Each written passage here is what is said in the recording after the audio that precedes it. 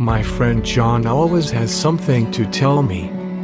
He knows so much that young men have to have older and more worldly wise men to tell them. For instance, who to trust, how to care for others, and how to live life to the fullest. Recently, John lost his wife Janet. For 8 years she fought against cancer, but in the end her sickness had the last word. One day John took out a folded piece of paper from his wallet. He had found it, so he told me, when he tidied up some drawers at home. It was a small love letter Janet had written. The note could look like a schoolgirl's scrawls about her dream guy. All that was missing was a drawing of a heart with the names John and Janet written in it. But the small letter was written by a woman who had had 7 children. A woman who fought for her life and who probably only had a few months left to live. It was also a beautiful recipe for how to keep a marriage together. Janet's description of her husband begins thus: "Loved me, took care of me, worried about me." Even though John always had a ready answer, he never joked about cancer apparently. Sometimes he came home in the evening to find Janet in the middle of one of those depressions cancer patients so often get.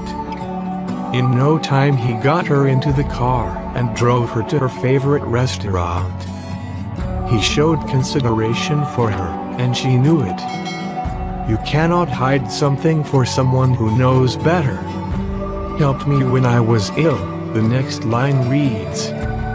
Perhaps Janet wrote this while the cancer was in one of the horrible and wonderful lulls, where everything is almost as it used to be before the sickness broke out, and where it doesn't hurt to hope that everything is over, maybe forever.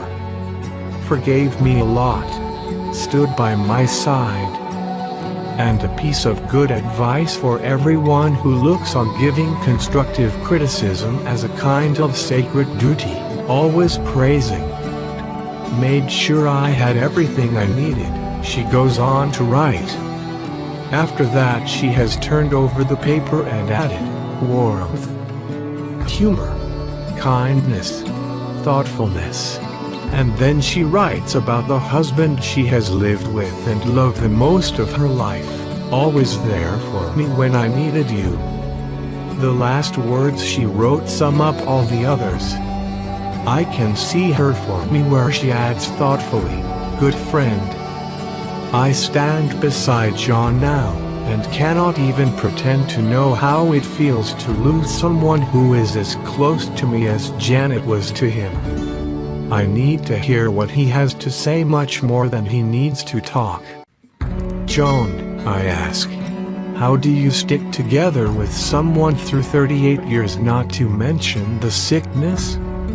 How do I know if I can bear to stand by my wife's side if she becomes sick one day?